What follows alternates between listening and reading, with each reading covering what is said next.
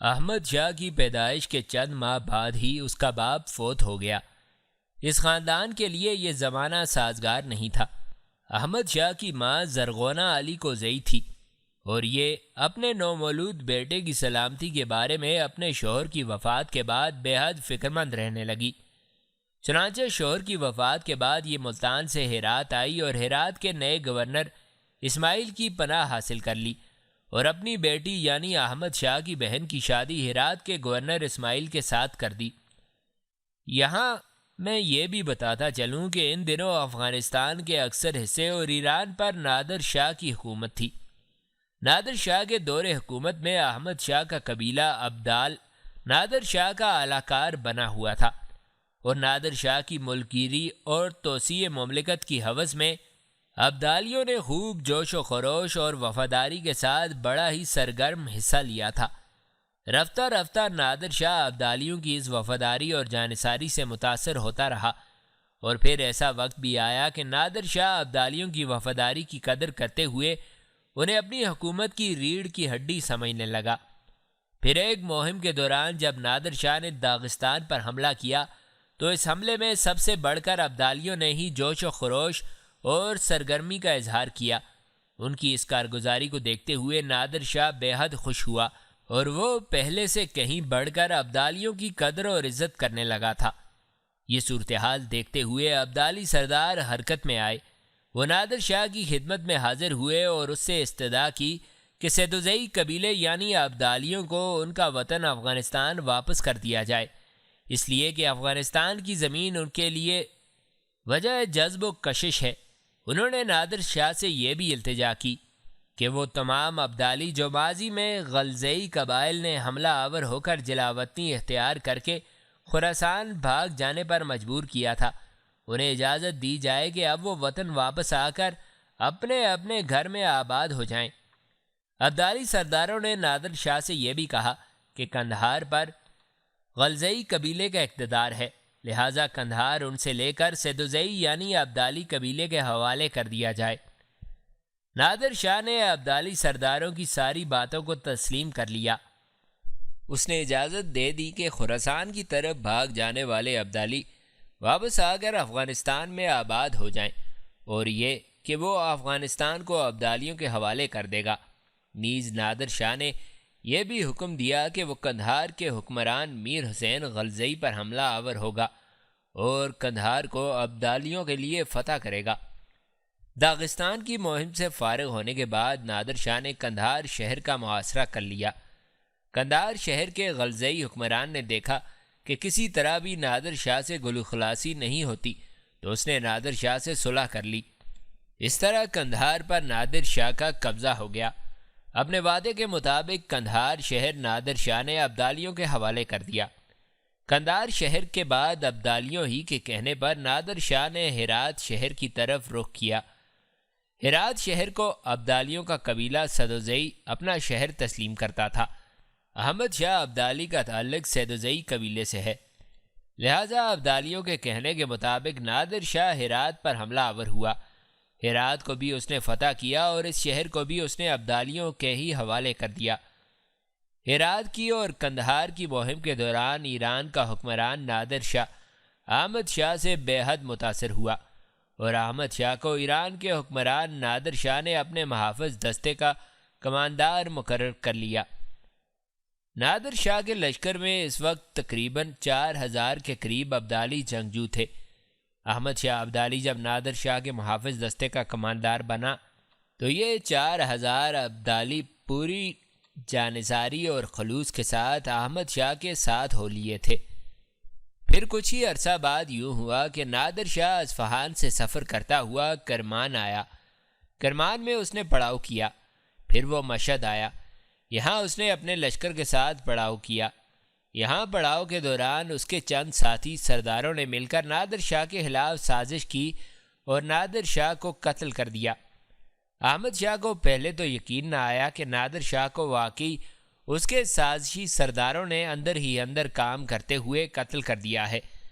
تاہم احمد شاہ کی ابدالیوں پر مشتمل 4000 کی فوج اس کے ساتھ بالکل چوکس تھی۔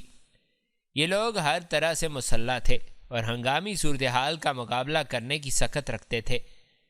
جس رات ایران کے سازشی سرداروں نے نادر شاہ کو قتل کیا تو اسی صبح احمد شاہ اپنے قبیلے کے سپاہیوں کا ایک ریلا لے کر نادر شاہ کے خیمے کی طرف پہنچا تاکہ اپنے مرنے والے آقا کی لاش کو دیکھ سکے اور اگر ہو سکے تو اس کے بے رحمانہ اور سفاکانہ قتل کا انتقام لے سکے۔ دوسری طرف ایرانی اپنی دھن میں لگے ہوئے تھے۔ وہ نادر شاہ کے قتل پر خوشیاں منا رہے تھے، اس لیے کہ نادر شاہ نے اپنے دور حکومت میں مظالم کی انتہا کر دی تھی۔ ان خوشیاں منانے والے ایرانیوں نے جب احمد شاہ کو اپنے لشکر کے ساتھ آتا دیکھا تو انہوں نے احمد شاہ پر حملہ کر دیا، لیکن احمد شاہ ابدالی ایرانیوں کی صفوں کو چیرتا ہوا آگے بڑھا اور مرنے والے نادر شاہ کے خیمے میں پہنچ گیا۔ پھر ایسا ہوا کہ احمد شاہ نے نادر شاہ کی انگلی سے شاہی انگشتری اتار لی، نیز اس کے اس کوہ نور ہیرے پر بھی قبضہ کر لیا تھا جو نادر شاہ نے ہندوستان سے حاصل کیا تھا۔ اس کے علاوہ احمد شاہ نے اپنے آقا کی تمام دوسری قیمتی اشیاء بھی اپنے قبضے میں کر لی تھیں۔ نادر شاہ کی وفات کی وجہ سے افغانستان کی تاریخ کا ایک نیا باب شروع ہوا۔ اس تماشے کا سب سے بڑا اور ممتاز کردار احمد شاہ ابدالی تھا، جسے بجا طور پر افغانستان کا معمار اور بانی کہا جا سکتا ہے۔ یہ وہ پہلا شخص تھا جس نے پہلی مرتبہ افغانستان کا جداگانہ سیاسی وجود قائم کیا۔ اسی نے اپنی قوم کو غلامی اور پستی سے نکالا اور آزادی کے تخت پر لا بٹھایا۔ نادر شاہ کی وفات کے وقت افغان ہر طرف سے ایرانیوں کے حصار میں تھے۔ ایرانیوں کا برتاؤ ان کے ساتھ انتہائی برا تھا۔ جس وقت احمد شاہ اپنے ساتھیوں کے ساتھ نادر شاہ کے خیمے میں داخل ہوا تو ایرانیوں نے تابڑتوڑ حملے کیے کہ کسی طرح افغانوں کو شاہی خیمے میں داخل نہ ہونے دیا جائے، لیکن احمد شاہ اپنے ساتھیوں کے ساتھ ایسا کرنے میں کامیاب ہو گیا تھا۔ اب ابدالی ضرورت محسوس کرنے لگے کہ جلد از جلد اپنا کوئی سردار منتخب کر لیں۔ جوں جوں دن گزرتے گئے اس ضرورت کو شدت کے ساتھ محسوس کیا جانے لگا، اور پھر نادر شاہ کی وفات کے بعد ایرانیوں کے خلاف ایک متحدہ محاذ قائم کرنے کے ساتھ ساتھ اپنی جان کی سلامتی کے لیے ابدالی اور غلزئی قبائل دونوں متحد ہو گئے۔ سرداروں نے مل کر دونوں کی مخالفت کو ختم کرتے ہوئے انہیں یکجا کر دیا اور یہ ایرانیوں کے خلاف کام کرنے کے لیے متحد ہو گئے۔ ابدالی اور غلزئی دونوں اس وقت چونکہ غیر کے ملک میں تھے، وہاں ان کا کوئی دوست نہیں تھا۔ ان حالات کو پیش نظر رکھ کر انہوں نے اپنا ایک جرگہ منعقد کیا جس میں قبیلے کے تمام سردار شریک ہوئے۔ مقصد یہ تھا کہ سب لوگ مل کر اپنا ایک قائد اور رہنما منتخب کر لیں۔ سارے سرداروں نے بحث اور گفتگو کا آغاز کرتے ہوئے اس بات کو تسلیم کیا کہ غیروں کی سرزمین سے نکل کر اپنی سرزمینوں کو جانے کے دور دراز سفر کے لیے اپنا کوئی ایسا سردار مقرر کیا جائے جو آنے والے دور میں ان کی صحیح رہنمائی کر سکے، اور وہ سردار بھی ایسا ہو جس کی سب قبائلی بلا کسی حیل و حجت فرما برداری کریں۔ اس سلسلے میں جب بحث و تمہیز ہوئی تو کوئی بھی کسی نام پر متفق نہ ہوا۔ اس جرگے میں کسی ایک کو سردار منتخب کر لینا کوئی آسان کام نہ تھا۔ ہر قبیلہ آرزومند تھا کہ اس کا امیدوار اس منصب بلند پر فائز ہو۔ ہر قبیلہ بضد تھا کہ سرداری کا اعزاز اسی کو حاصل ہو۔ اس کشمکش میں پورے 8 دن گزر گئے اور مسلسل 8 روز تک جرگے کے اجتماعات منعقد ہوتے رہے۔ 9ویں دن جرگے کے کچھ لوگ محمدزئی قبیلے کے سردار جمال خان کو اپنا سردار منتخب کرنے پر رضامند ہوئے۔ احمد شاہ ابدالی کا تعلق سیدوزئی ابدالی قبیلے سے تھا۔ یہ قبیلہ نسب اور خاندان کے اعتبار سے ان سب قبائل میں بالا اور برتر خیال کیا جاتا تھا۔ احمد شاہ ابدالی نے بھی جرگے کی تمام کارروائی اور نشستوں میں شرکت کی اور پورے ضبط و تحمل اور سکون اور اطمینان کے ساتھ گفتگو، تکرار اور جھگڑا کرنے والوں کی باتیں سنتا رہا۔ اس وقت جب کہ سردار کے چناؤ کے لیے صلاح و مشورے اپنے زوروں پر تھے اور قبیلے کے سردار کسی ایک کو اپنا رہنما منتخب کرنے پر متحد نہیں ہو رہے تھے، اس موقع پر اندیشہ تھا کہ سردار اپنی اپنی بات منوانے کے لیے تلواریں بے نیام کر لیں گے اور ایک دوسرے سے دست و گریباں ہو جائیں گے۔ لیکن اس موقع پر شاید قدرت نے افغان سرداروں کی رہنمائی کی اور درویش صابر ان کے اندر نمودار ہوا۔ اس درویش صابر نے احمد شاہ کا نام سرداری کے لیے پیش کر دیا۔ جرگے کے افراد کو صابر شاہ نے مخاطب کرتے ہوئے کہا، ان لامانی باتوں سے کچھ حاصل نہیں ہوگا۔ خدا نے احمد خان کو تم سب سے بڑا اور باعظمت آدمی پیدا کیا ہے۔ افغان خاندانوں میں یہ سب سے بالا اور برتر ہے۔ خدا کی مرضی کے سامنے سر جھکا دو، ورنہ یاد رکھو اس کی مشیت سے سرتابی تمہیں کہیں کا نہیں رکھے گی۔ درویش صابر کی یہ گفتگو اور تقریر سارے قبائلی سرداروں کے دل میں اتر گئی، اور متفقہ طور پر انہوں نے احمد شاہ کو اپنا رہنما منتخب اور مقرر کر لیا۔ سردار منتخب ہونے کے بعد درویش صابر نے احمد شاہ کو مشورہ دیا، اس وقت جب کہ نادر شاہ مر چکا ہے اور اس کی جگہ ایرانیوں نے کسی کو اپنا بادشاہ نہیں چنا، اور وہ فی الفور اپنی بادشاہت کا اعلان کر دے۔ احمد شاہ کو یہ منصب بلند قبول کر لینے میں تامل تھا، کیونکہ موجودہ بے سر و سامانی کے حالات میں وہ شاہی لوازمات اور جلال و عظمت سے محروم تھا۔ وہ اپنے آپ کو نااہل خیال کرتا تھا، لیکن درویش صابر ایسا آدمی نہیں تھا جس کو آسانی کے ساتھ اس کے طے شدہ فیصلے سے منحرف کیا جا سکتا۔ جب اس نے دیکھا کہ احمد شاہ کا نام افغان سرداروں اور اہل قبائل کے لیے ناقابل قبول نہیں ہے، بلکہ انہوں نے اپنا سردار اعلیٰ منتخب کر لیا ہے، تو اس نے اس عظیم اور نفسیاتی لمحے سے فائدہ اٹھایا، اور اس نے فوراً اسی زمین پر ایک چھوٹا سا چبوترا بنایا اور احمد خان کا ہاتھ پکڑ کر کہا، احمد خان، اس پر بیٹھ جاؤ، یہ تمہاری مملکت کا تخت شاہی ہے۔ درویش صابر کے ان الفاظ نے نہ جانے احمد شاہ پر کیا اثر کیا کہ اسے حوصلہ ہوا، اور اس نے درویش صابر کے کہنے پر اپنی بادشاہت کا اعلان کر دیا۔ احمد شاہ کے یوں مان جانے پر درویش صابر نے احمد شاہ کو مخاطب کر کے کہا، اب تم بادشاہ دور رواں ہو۔ احمد شاہ نے اس القاب اور خطاب میں تھوڑی سی ترمیم کی اور دور رواں کے بجائے در دراں کر دیا۔ یہ لفظ بگڑ کر دورانی بنا، اور اس کے بعد ابدالی سے احمد شاہ دورانی بن گیا۔ اپنی بادشاہت کا اعلان کرنے کے بعد احمد شاہ نے عملی قدم اٹھایا۔ اس وقت اس کے ماتحت تقریباً 4000 افغانیوں پر مشتمل لشکر تھا، جسے لے کر وہ قندھار کی طرف روانہ ہوا۔ حالانکہ ابدالیوں کا اصل وطن ہرات شہر تھا، لیکن ہرات پر اس وقت نادر شاہ کا ایک نامزد گورنر تھا، جس کے پاس خاصا بڑا لشکر تھا۔ احمد شاہ کی چونکہ اس وقت عسکری قوت کچھ زیادہ نہ تھی، لہٰذا اس نے ارادہ کیا کہ پہلے قندھار کو فتح کر لے اور وہاں اپنی طاقت اور قوت کو مستحکم کرنے کے بعد پھر ہرات پر حملہ آور ہو۔ اپنے اس مقصد کو حاصل کرنے کے لیے اپنے 4000 مسلح جوانوں کے ساتھ احمد شاہ بڑی تیزی سے قندھار کی طرف بڑھا۔ قندھار کی طرف جاتے ہوئے راستے میں ایک ایرانی لشکر احمد شاہ کا راستہ روک کر کھڑا ہوا، لیکن احمد شاہ کی سرکردگی میں اس کے لشکر نے اس جانثاری سے حملہ کیا کہ اس ایرانی لشکر کو شکست دے کر بھاگ جانے پر مجبور کر دیا۔ اس کامیابی سے احمد شاہ اور اس کے ساتھیوں کے حوصلے بلند ہو گئے، اور انہوں نے مزید تیزی کے ساتھ قندھار کی طرف بڑھنا شروع کر دیا۔ احمد شاہ ابدالی کی خوش قسمتی کہ اس کے قندھار پہنچنے سے صرف ایک دن پہلے نادر شاہ کی طرف سے سندھ اور پنجاب کا والی تقی خان شیرازی لاہور سے قندھار پہنچا۔ تقی شیرازی اپنے ساتھ 2 کروڑ روپے کا خزانہ زر نقد لایا تھا اور بے شمار ہیرے جواہرات اور شالوں پر مشتمل سامان لے کر قندھار آیا تھا۔ اس کے علاوہ 300 اونٹوں پر مشتمل ایک کاروان بھی تھا جو مختلف ضرورت کے سامان سے لدا ہوا تھا، اور یہ سامان تقی شیرازی لاہور سے لے کر براستہ قندھار مشہد میں نادر شاہ کی خدمت میں پیش کرنا چاہتا تھا۔ اسے ابھی تک نادر شاہ کے مرنے کی خبر نہ ہوئی تھی۔ احمد شاہ کو بھی اس مال و اسباب کے قندھار آنے کی خبر ہوئی، لہٰذا وہ بڑی تیزی سے آگے بڑھا، حملہ آور ہوا اور اس سارے سامان پر اس نے قبضہ کر لیا۔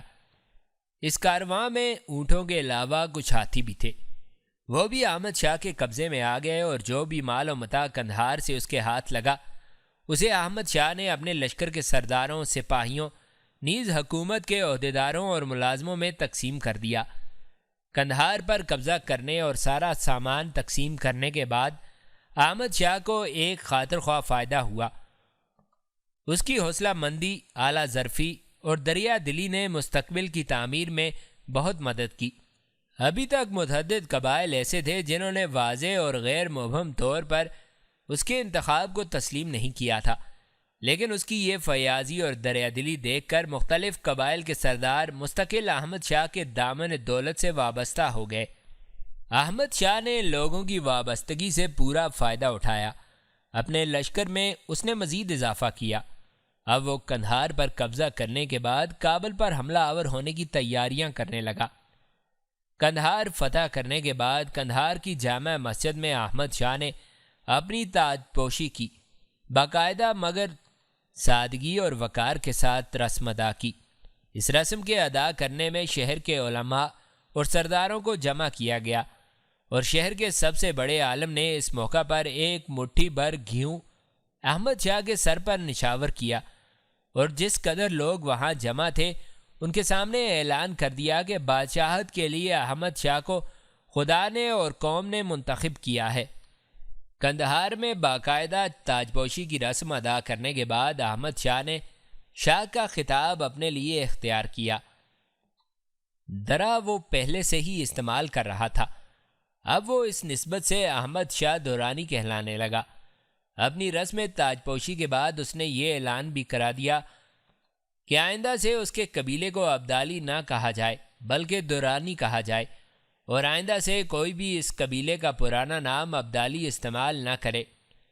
اپنی بادشاہت کا اعلان کرنے کے بعد احمد شاہ نے نیا سکہ ڈھالا اور اپنی مہر تیار کروائی۔ اس نے اپنی مہر پر لکھوایا، الحکم اللہ یا فتح احمد شاہ در دراں۔ اس مہر کے دوسری طرف ایک طاؤس کی تصویر نقش تھی۔ اس کی مہر انگشتری نما ایک کرہ کی تھی۔ اب احمد شاہ کے سامنے دو اہم ترین مسائل تھے جنہیں اس نے حل کرنا تھا، ایک تو افغان قبائل کی تنظیم، دوسرا اپنی نئی حکومت اور تحفظ اور سلامتی کا بندوبست۔ قندھار کو فتح کرنے کے بعد احمد شاہ نے اپنی حکومت، شخصیت اور وجاہت کے تحفظ اور استحکام کے لیے اپنے سارے وسائل اور ذرائع کا استعمال کیا۔ اس نے افغان قبائل کو یکسر اپنا ساتھی اور ہمنوا بنا لیا۔ لشکر کے لیے بھرتی زور و شور سے شروع کر دی۔ ہر طرف سے بھرتی ہونے والے مسلح جوانوں کا تانتا بن گیا تھا، اور بہت ہی قلیل عرصے میں اس کی فوج جو پہلے صرف 4000 لشکریوں پر مشتمل تھی اب 40,000 تک جا پہنچی۔ اس کے لشکر کے سپاہی زیادہ تر ابدالی اور غلزئی قبائل کے خاندانوں اور کنبوں پر مشتمل تھے۔ اب اس کے لشکر میں بڑی تیزی سے قزلباش بھی شامل ہونے لگے تھے۔ بہرحال قندھار میں کچھ عرصہ قیام کرنے کے بعد احمد شاہ نے اپنی طاقت اور قوت کو خوب استحکام بخشا۔ اس وقت تک افغانستان نام کا کوئی ملک موجود نہ تھا۔ احمد شاہ کے سامنے جو پہلا کام تھا وہ یہ تھا کہ ان مختلف اضلاع کو جو افغان آبادی پر مشتمل ہیں ایک سیاسی وحدت میں تبدیل کر دے۔ ہرات کو کسی آئندہ وقت کے لیے اس نے چھوڑ دیا، جبکہ فی الوقت اس نے غزنی اور کابل کو فتح کرنے کا فیصلہ کر لیا۔ کابل کا حکمران ان دنوں نصیر خان تھا۔ احمد شاہ نے جب قندھار کو فتح کیا تو یہ نصیر خان احمد شاہ کے خلاف فوجی تیاریاں کرنے لگا۔ شروع میں یہ نصیر خان مغل شہنشاہ محمد شاہ رنگیلے کی طرف سے کابل کا گورنر تھا، لیکن جب یہ صوبہ نادر شاہ کی عملداری میں منتقل ہو گیا تب بھی نصیر خان کو اس کے منصب پر بحال رکھا گیا۔ اب یہ نصیر خان احمد شاہ کو نادر شاہ کا جانشین ماننے کے لیے تیار نہ تھا، نہ کابل پر احمد شاہ کی ستوت اور اقتدار کو تسلیم کرنے پر رضامند تھا، بلکہ اس نے یہ اعلان کر دیا کہ نادر شاہ کی موت کے بعد اب وہ ہندوستان کی مغل حکومت کا مالگزار اور تابع ہے، اور یہ کہ احمد شاہ اور اس کی حکومت سے اسے کوئی سروکار اور واسطہ نہیں۔ جس وقت ایرانی علاقوں میں احمد شاہ نے اپنی بادشاہت کا اعلان کیا تھا اس وقت نصیر خان بھی اس کے پاس تھا۔ نصیر خان نے اس موقع پر احمد شاہ سے التماس کی تھی کہ اسے کابل کی گورنری پر بحال رہنے دیا جائے۔ احمد شاہ نے اسے کابل کی گورنری پر فائز رکھتے ہوئے اس کی بیٹی کو اپنے حرم میں داخل کر لیا تھا، اور نصیر خان نے وعدہ کیا تھا کہ وہ 5 لاکھ روپے سالانہ احمد شاہ کو ادا کیا کرے گا، لیکن بعد میں یہ نصیر خان اپنے وعدے سے منحرف ہو گیا۔ اس کے علاوہ کابل کے افغانوں نے اس لیے یہ رقم ادا کرنے سے اپنی معذوری کا اظہار کیا اور نصیر خان کو مجبور کیا کہ وہ احمد شاہ درانی کے خلاف جنگ چھیڑ دے۔ نصیر خان وائی کابل کے اس رویے کو نظر میں رکھتے ہوئے احمد شاہ ابدالی نے اپنے لشکر کے ساتھ قندھار سے کابل کی طرف کوچ کیا۔ غزنی کا والی جسے نادر شاہ نے متعین کیا تھا، اسے جب خبر ہوئی کہ احمد شاہ قوت پکڑ چکا ہے اور وہ قندھار فتح کرنے کے بعد کابل پر حملہ آور ہونا چاہتا ہے، تو اس نے احمد شاہ کو اپنے لیے بہت بڑا خطرہ محسوس کیا۔ لشکر لے کر وہ غزنی سے نکلا اور احمد شاہ کی راہ روک کر کھڑا ہوا۔ غزنی کے نواح میں ہولناک جنگ ہوئی، جس میں احمد شاہ نے غزنی کے والی کو بدترین شکست دی اور آگے بڑھ کر احمد شاہ نے غزنی پر قبضہ کر لیا۔ کابل کے حکمران نصیر خان کو جب غزنی کے حکمران کی شکست کا علم ہوا تو وہ کابل سے پشاور کی طرف بھاگا۔ پشاور میں بیٹھ کر اس نے ہندوستان کے مغل شہنشاہ سے اپنی وفاداری کا اعلان کرتے ہوئے احمد شاہ کے خلاف اس سے مدد طلب کی۔ ساتھ ہی نصیر خان نے ازبک اور ہرش قبائل کو اپنے لشکر میں بھرتی کرتے ہوئے اپنی قوت میں اضافہ کرنا شروع کر دیا۔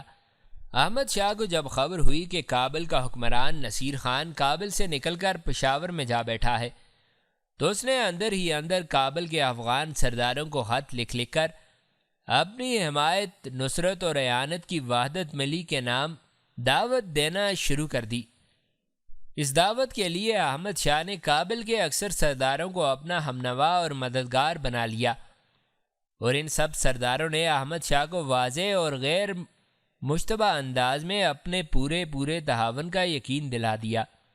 دوسری طرف احمد شاہ نے کابل کے افغان سرداروں سے بھی یہ وعدہ کر لیا کہ ان کی سرداری پر حرف نہیں آنے دیا جائے گا، اور یہ کہ داخلی طور پر وہ پہلے کی طرح پوری آزادی کے ساتھ رہیں گے، اور جو بھی کام کیا جائے گا ان سے پوری طرح صلاح و مشورہ کیا جائے گا۔ یہ سب کچھ کرنے کے بعد احمد شاہ اپنے لشکر کے ساتھ کابل پر حملہ آور ہوا۔